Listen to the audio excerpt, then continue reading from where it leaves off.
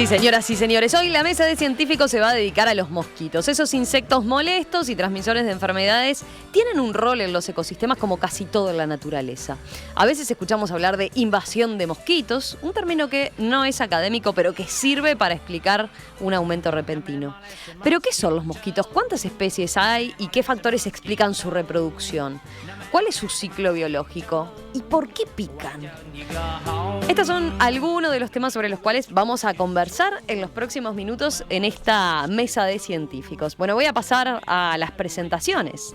Adriana Delfraro, doctora en Ciencias Biológicas y profesora agregada de Virología del PDCIVA. Adriana, ¿qué tal? Bienvenida, un gusto. ¿Todo Hola, bien? Hola, muy buenos días. Con Adriana bien. Estuvimos hablando hace unos días nada más, tempranito a propósito de lo que tenía que ver con el dengue, ¿verdad? Y estas novedades. Bueno, volvemos a convocar a Adriana, así que gracias por aceptar la invitación doblemente. También nos acompaña Patricia González, doctora en Ciencias Biológicas e integrante del Departamento de Biología Animal de la Facultad de Ciencias. Patricia, ¿cómo estás? ¿Todo bien? Muy bien, muchas gracias por la invitación. Y Gabriela Wilat, que es directora de Zoonosis y Vectores del Ministerio de Salud Pública y doctora en Medicina Veterinaria. Gabriela, bienvenida. Muchas gracias, un placer. Y Héctor, que tuvo la responsabilidad... el tema lo elegí yo esta vez, ¿no? Sí, fuiste vos que habías sugerido esto por... Se ve que me persiguen, sí, pero... claro, está, sí, entendí. Pero la selección musical sí fue una ocurrencia bien pertinente. Y aclaro la censura porque iba a cantarlo yo en vivo. Digo. Claro. Y se me prohibió directamente. Dijimos, mejor no. ponemos... Bueno, a ver, una primera definición. ¿Quién se anima? ¿Qué son los mosquitos? Bueno, los mosquitos son insectos. Están emparentados con las moscas, pertenecen al grupo de los dípteros porque tienen solo 2 alas. Y a ver, ¿qué más les puedo decir sobre qué son? ¿Cuántas especies hay en Uruguay? En el Uruguay se conocen unas 50 y pico de especies, pero en realidad este número debe estar bastante subestimado aún. Ajá. Porque los relevamientos en realidad de mosquitos no han sido muy exhaustivos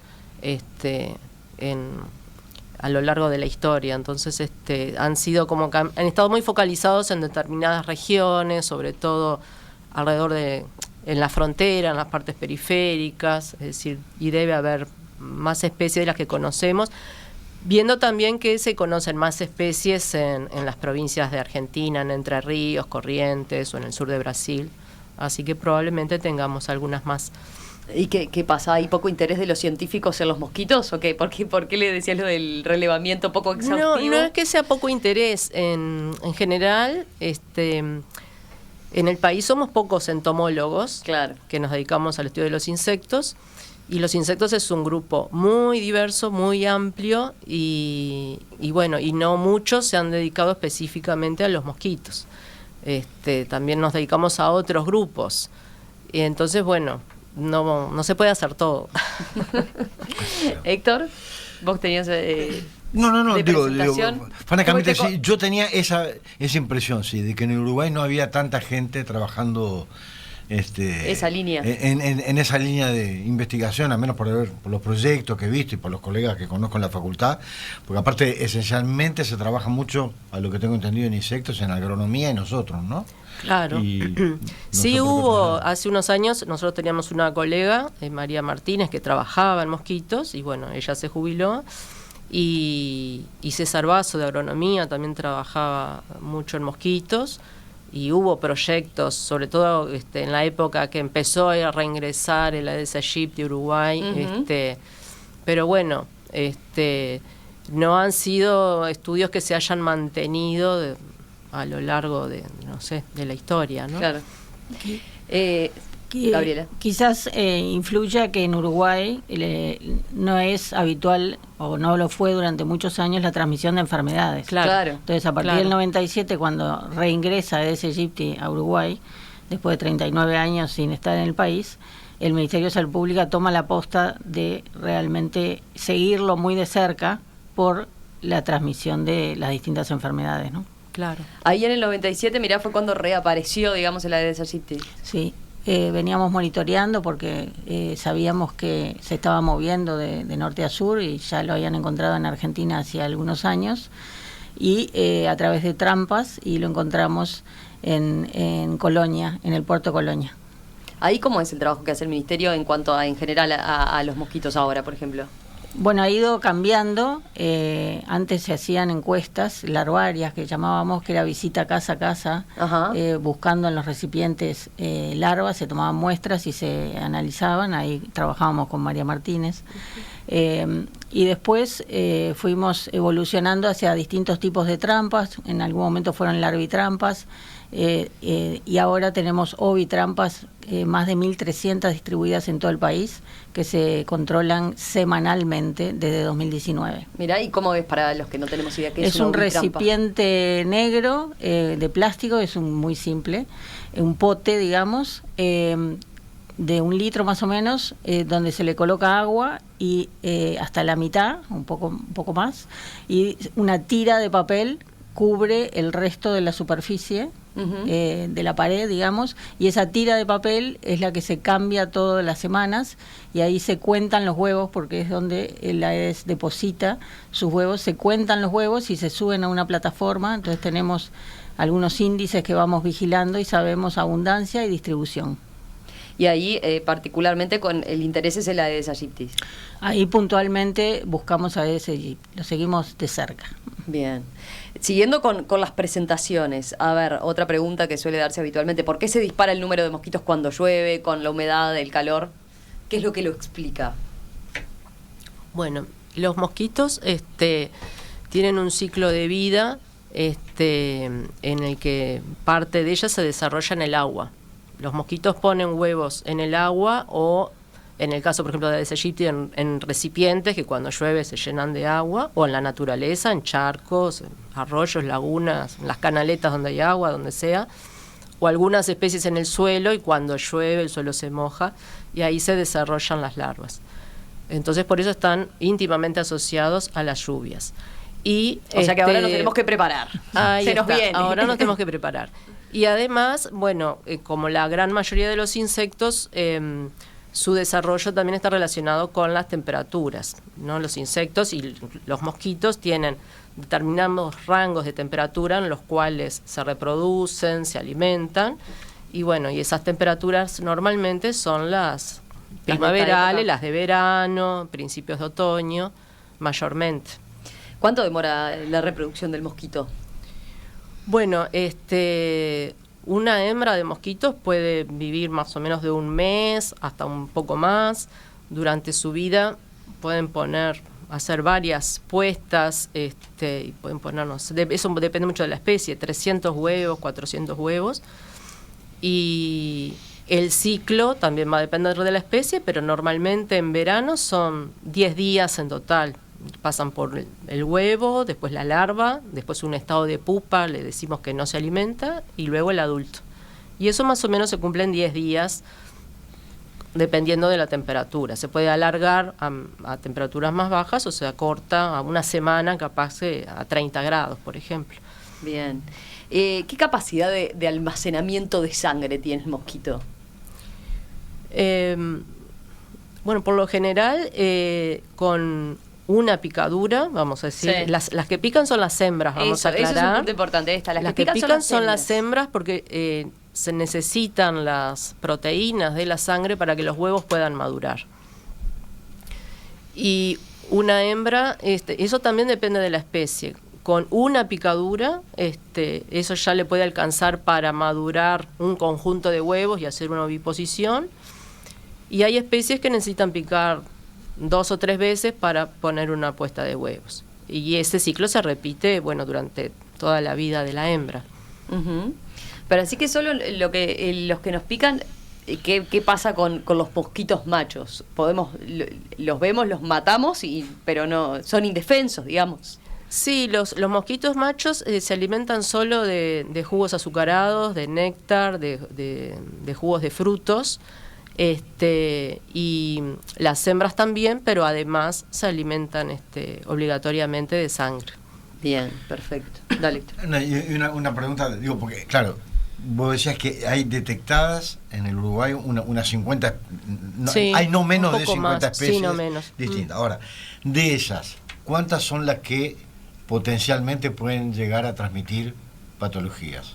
Como el caso de virus, Claro. en concreto, o de repente pueden transmitir bacterias. Digo, no tengo idea Bueno, si creo que transmiten son o no. contadas con los dedos de la mano, ¿no? La Aedes aegypti, el Cules pipiens, que acá no transmite muchas enfermedades, salvo, bueno, ahora la encefalitis, que puede transmitir. No sé si está la Aedes albopictus, Aedes albopictus lo encontramos en el norte, en el capaz, norte del país, que también en puede transmitir 2003. dengue, Albifaciatus también. y albifasiatus. albifasiatus también. Por eso, no sé si llegan a 5 las especies que transmiten enfermedades acá en Uruguay. Sí.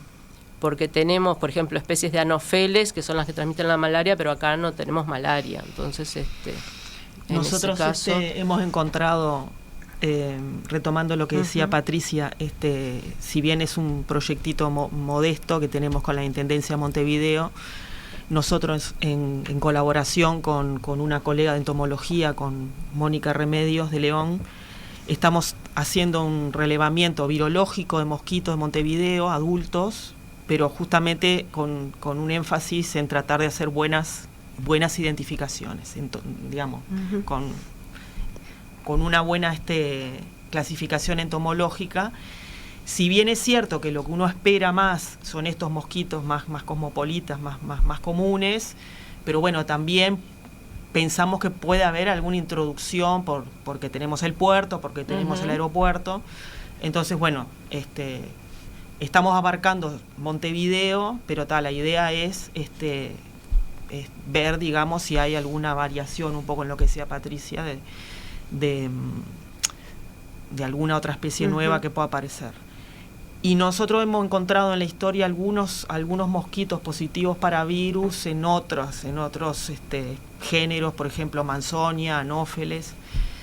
Pero bueno, eso hay que tomarlo siempre con precaución, porque ya sabemos que en los ciclos virales no alcanza únicamente con detectar el virus en una especie de mosquito. Sí que nos pone, ¿no? Nos abre los ojos, nos abre los ojos de que podemos tener de repente un riesgo un poco mayor de circulación de determinadas virosis, pero no necesariamente quiere decir que se desencadene un brote, una epidemia. Caso paradigmático, lo que pasó con encefalitis equina del oeste, que más allá de ser una mala noticia porque fue un típico caso de emergencia viral, no deja de ser, desde el punto de vista científico, sumamente llamativo y algo que realmente vamos a tener que estudiar más en el mediano plazo, porque la verdad que este virus no estaba circulando ostensiblemente en la región.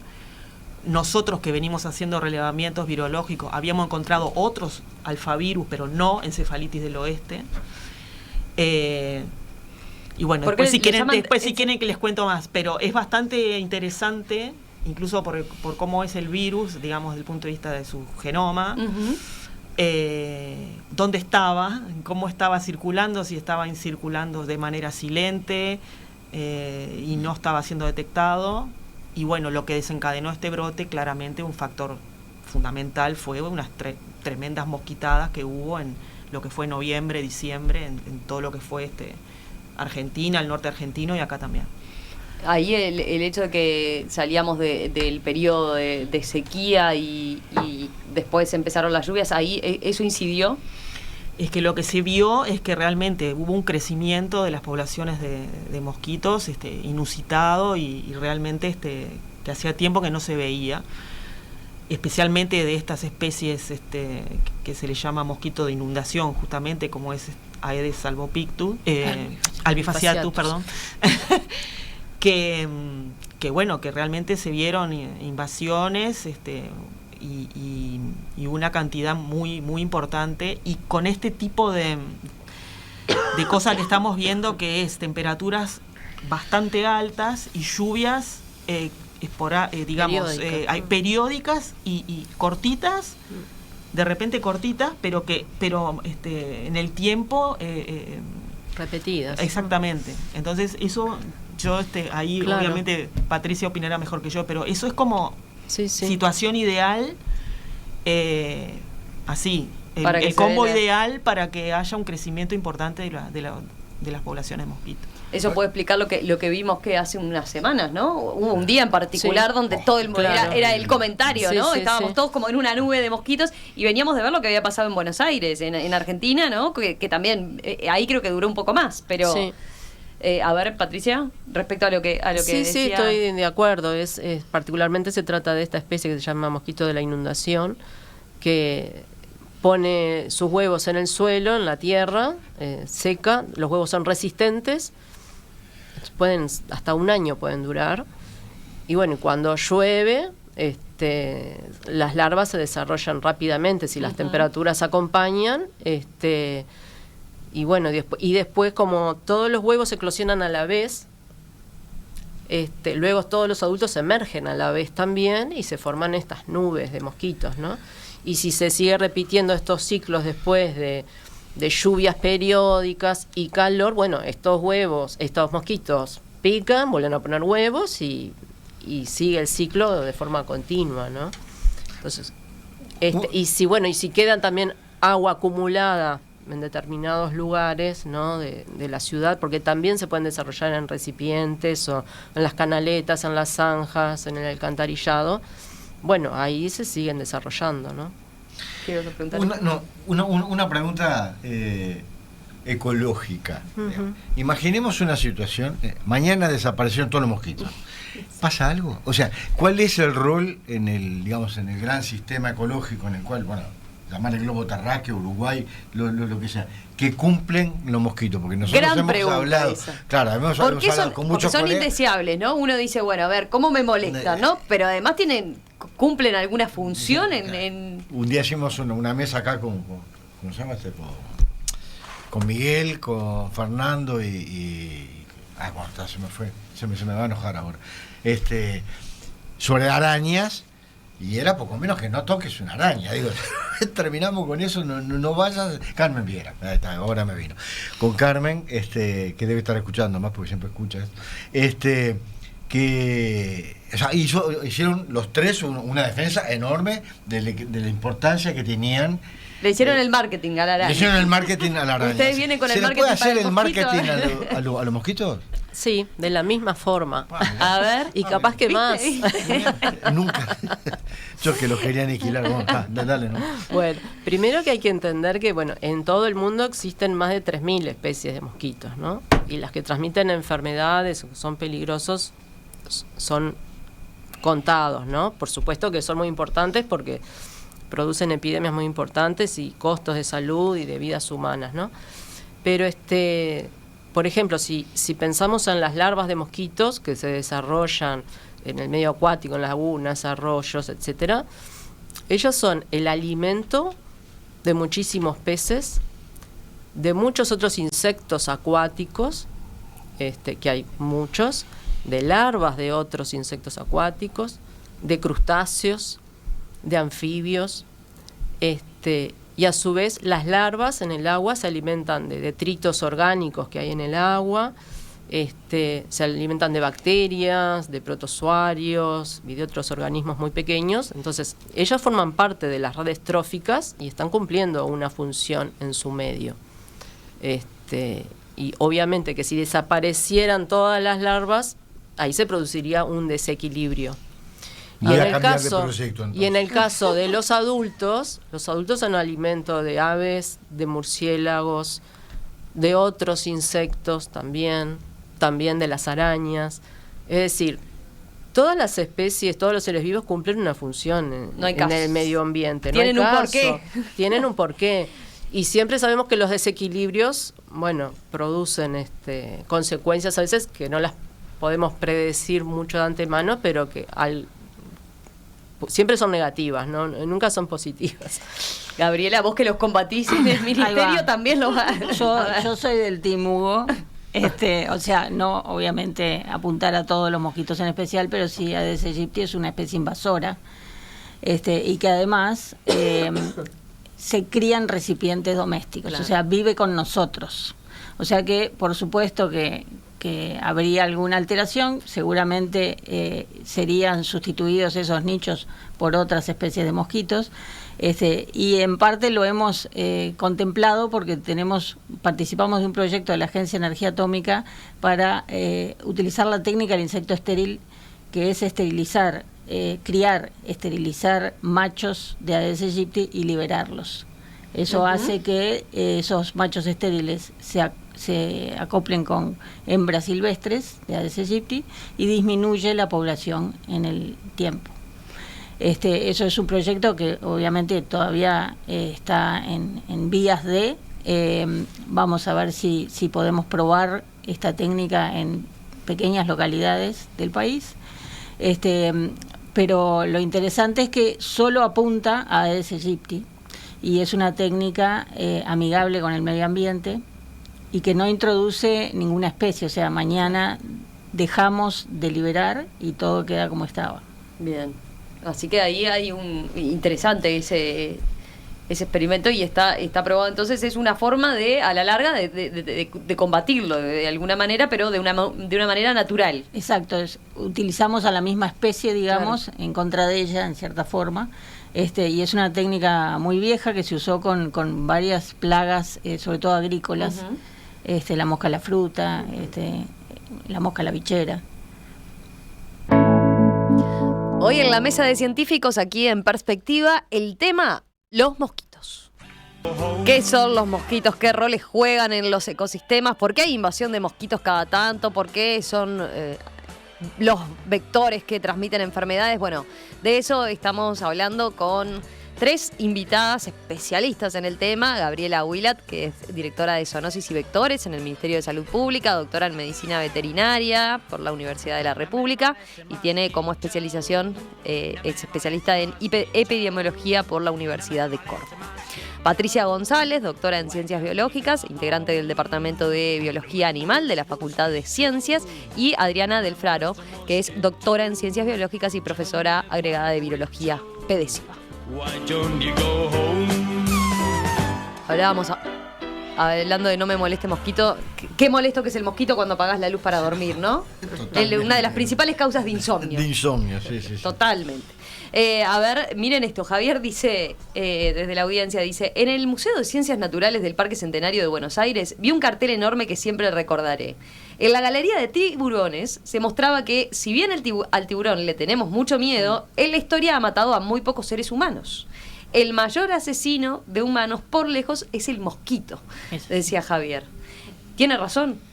Es así. ¿Por qué le tenemos tanto miedo al tiburón si ha matado mucha menos gente que el mosquito? A ver, Adriana. Es así con el detalle que conversábamos recién, de que no son los mosquitos. Sí, como bien dijo Patricia y Gaby, hay relativamente pocas especies que son demostradamente transmisoras, voy a hablar específicamente de las virosis, que es mi tema, y muy especialmente Aedes aegypti, que es un mosquito particular, es un mosquito que no es autóctono de las Américas, que fue es de origen africano, y que logró adaptarse muy fuertemente a la convivencia con el humano y que tiene una preferencia alimenticia. Los mosquitos pueden ser que prefieran, vos le pones un ave y un humano y de repente prefieren el ave, pero Aedes aegypti tiene una preferencia enorme por picar al humano.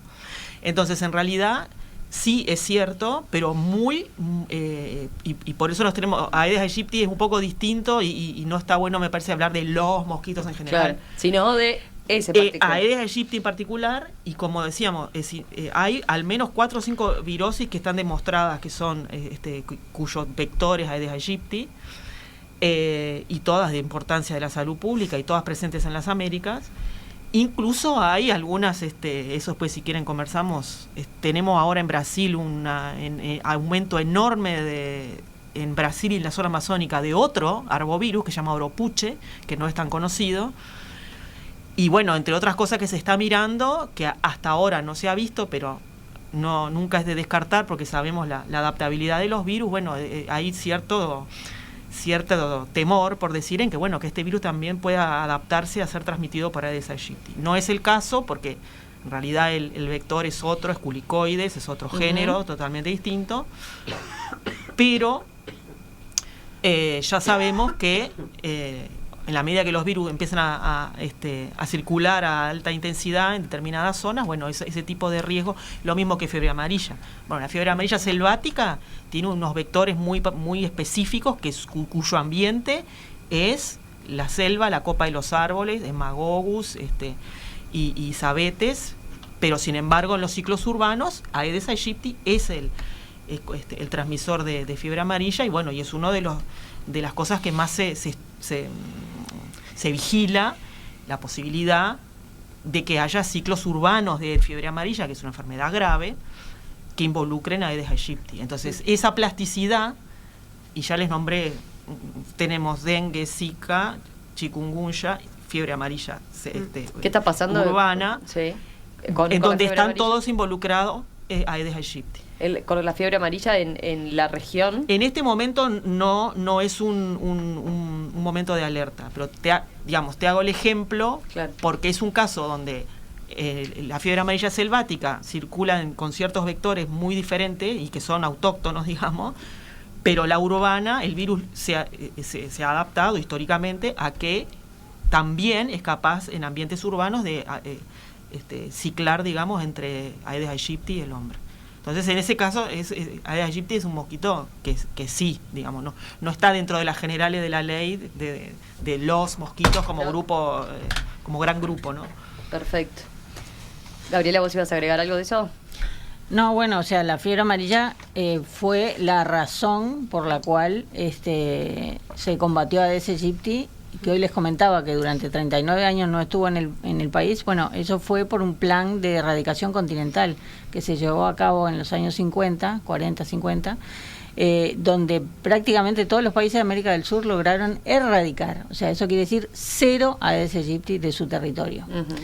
Después, a partir de los 60, se bajaron los brazos, disminuyó el aporte de dinero que había para esa campaña continental y retrocedimos hasta la situación de hoy, que está presente en todo el territorio de América, donde realmente puede reproducirse, y nosotros estamos un poco en el límite sur.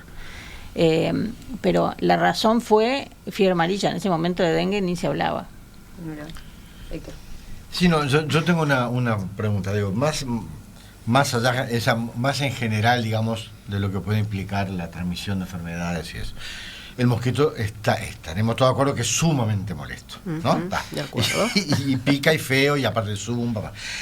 Yo les contaba ahí en el que había visto una foto, o sea, ¿qué es lo que tenemos nosotros en los brazos, en el cuerpo, ¿sí?, que lleva a atraer distintos números de mosquitos? Yo vi, como les contaba recién, un experimento que dos personas distintas metieron los brazos en una caja de vidrio con mosquitos.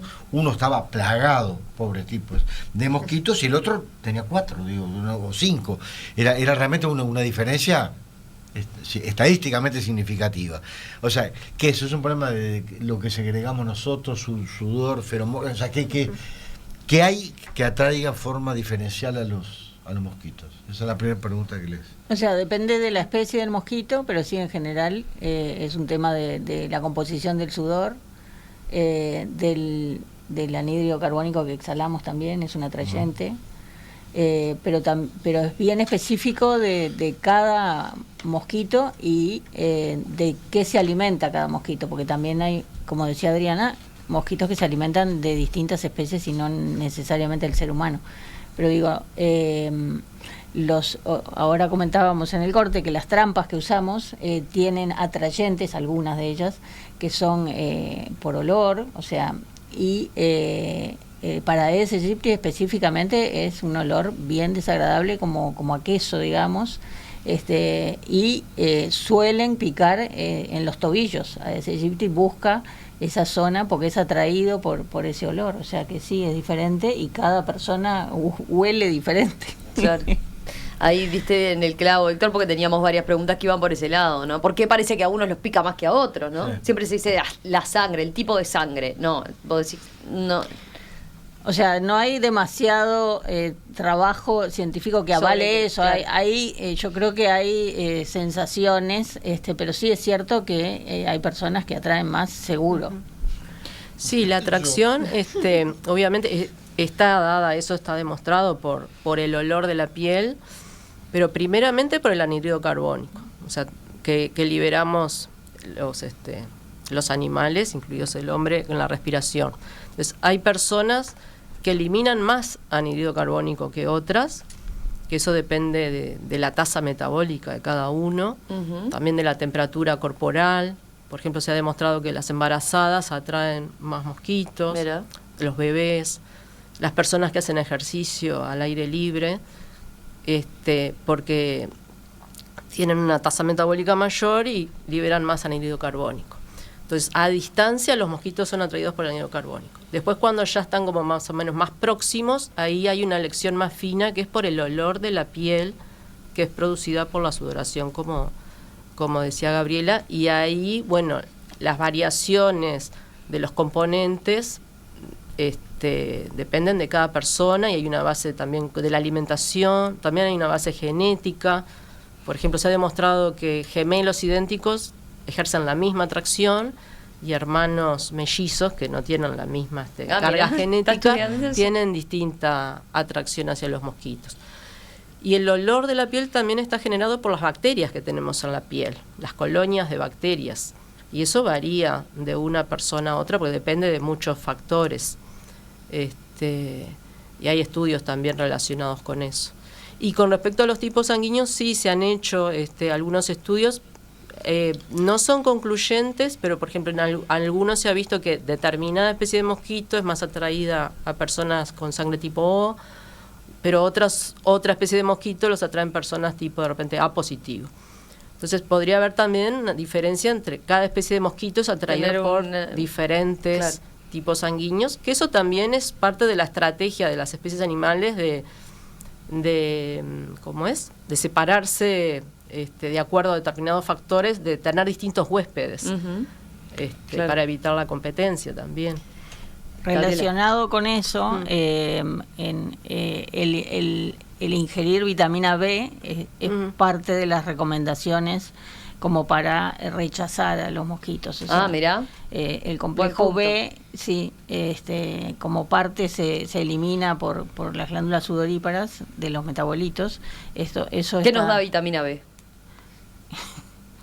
¿Qué nos da vitamina B? ¿Qué nos da? Sí. ¿Qué frutas? Alimentos. ¿Qué alimentos o qué?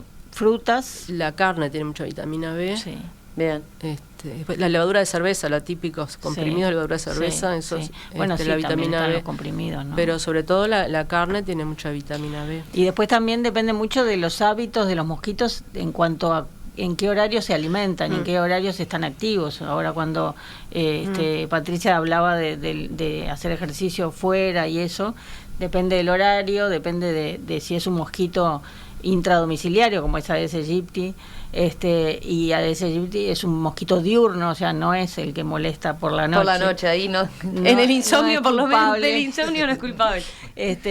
Pero sí tienen actividad de mañana temprano y de tardecita, y entonces esos sí son los responsables, y dentro de las casas. Bien. ¿Por qué también hay distintas reacciones también al tipo de picadura, no? Por ejemplo, hay gente que hay algunas les crea como una mancha más, hay... Sí, eso es bien individual de lo que es la inmunogenicidad, de cómo reacciona cada uno. O sea, así como a otros productos hay gente alérgica y gente que no es alérgica, a lo que son los alergenos del mosquito, que es la saliva, el anestésico que también inyecta, esos productos generan en algunas personas más o menos reacción. Perdona, ¿me dijiste que inyecta un anestésico mientras está picando? Sí. Y anticoagulantes también. Sí. Anticoagulante me suena más lógico, pero... Sí. No. Sí, No, es no, una forma simplemente me también llamaba la de atención. defensa del mosquito para que uno no lo sienta sienta, la picadura y lo mate. Sí, A claro. veces uno siente, pero otras veces no. Sí, Sí. es cierto, sí. Mirá de dónde venía. Y eso es que ahí es que te pone como una anestesia entonces. Claro, Claro. y eso es lo que hace, porque si no uno diría cómo transmite si en realidad succiona. Claro. Pero claro, también inyecta. Inyecta saliva. Entonces, por eso transmite patógenos Claro. a través de esa inyección, ¿no? Bien. Hablemos de las pastillas y los repelentes. A ver, ¿cómo funcionan las pastillas? Porque, por ejemplo, hay distintos tipos, ¿no? O tenemos, y los espirales también. Y los espirales también. Tenemos las pastillas y después están los componentes líquidos, ¿no? Sí. Eso que uno enchufa. Básicamente, ¿cómo funcionan? ¿Cómo operan? Y bueno, son insecticidas, la mayoría, diluidos, obviamente, distintas concentraciones, distintos tipos de productos, que se largan, digamos, al ambiente, vaporizándolos, la mayoría de ellos. También, pero que en general tienen más efecto repelente, así es lo opuesto, digamos, de lo que veníamos hablando de que los atrae. Claro. Bueno, hay otros olores que los repelen, que forman parte tanto de los repelentes tópicos como de estos productos que se evaporan. O sea que en general no es que vayan a matar todos los que están en el ambiente, sino que muchos hacen los hacen caer, digamos, pero en general se recuperan. O sea, es cuestión de un ratito. Y los repelen, sí. Y los repelentes, a ver, ¿alguna recomendación en particular, por ejemplo, en los repelentes? Bueno, ahí los que están registrados en salud pública, Claro. obviamente, leer la etiqueta siempre. Hay distintas concentraciones, en general el más usado es el DET o DIT. Depende de la concentración lo que hace es que dure más o menos horas el efecto. Y hay algunos... ¿Y es lo mismo en spray que en crema, por ejemplo? Sí, o sea, es la forma de aplicarlo. No varía después en los componentes. En No, general. pero hay que tener mucho cuidado con el uso en niños, cuándo se puede usar, cuándo no, eso consultar al pediatra y obviamente leer las instrucciones de cada producto, ¿no? Bien, perfecto. Respecto a la parte negativa de transmisores de enfermedad, me quedó preguntarte, Adriana, ¿cómo afectan cómo afecta el mosquito a las células humanas? ¿Cómo afecta al sistema inmunitario? ¿De qué forma termina operando, digamos? Bueno, ahí en realidad el mosquito es el vehículo, ¿no? Y por eso se dice que la definición de arbovirus que implica la transmisión biológica. ¿Por qué? Porque el virus hace un ciclo de vida, digamos, y tiene que, una vez que, vamos a decir, el mosquito pica a una persona infectada, esa sangre, la mosquita, vamos a decir, que puede tener virus, bueno, tiene que pasar una serie de barreras internas en el tejido y en lo que es el organismo del mosquito para poder luego que ese mosquito pueda otra vez transmitir. Que eso es algo que, digamos, no es una transmisión mecánica, no es como cuando te pinchás con una aguja, por decir algo así, Claro. Sino que es una transmisión biológica. Y bueno, como se dijo acá también, el ciclo extrínseco de los virus en el mosquito tiene que ver también con la temperatura, puede ser más corto o más largo, y tiene que ver obviamente con el metabolismo del mosquito. Y obviamente por ser hematófagos, es condición, entre otras cosas, condición necesaria que cuando pica a la persona o al animal infectado, bueno, el virus tiene que tener cierta concentración elevada en sangre para que efectivamente ese ciclo se dé. Tanto cuando hablamos de animales, caballos, aves o el humano.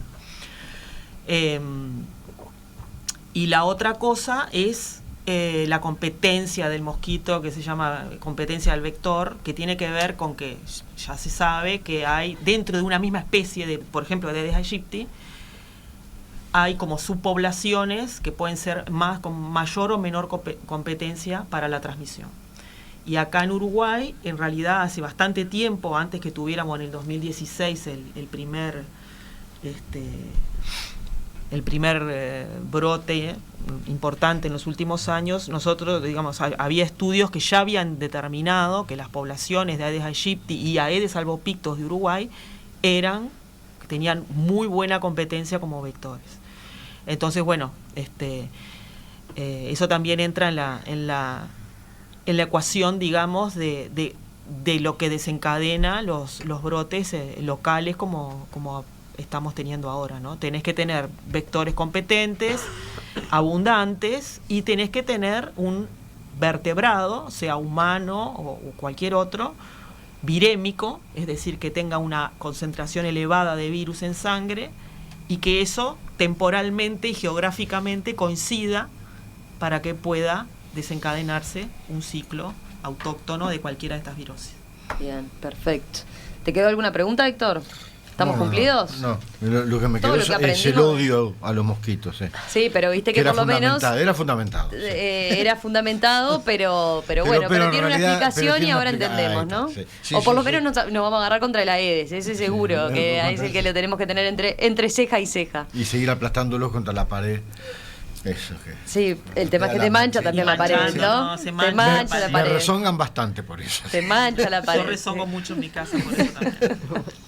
Adriana Del Fraro, Patricia González, Gabriela Wilat, gracias a las tres, un placer como siempre recibirlas y gracias por haber evacuado todas estas dudas y por habernos enseñado tanto sobre los mosquitos. No digo que los queremos, no, pero ahora No los para entendemos un poquito más. No me moleste, mosquito. Muchas gracias. Héctor, gracias y nos reencontramos, Nos reencontramos el mes que viene. Bueno, gracias. Gracias.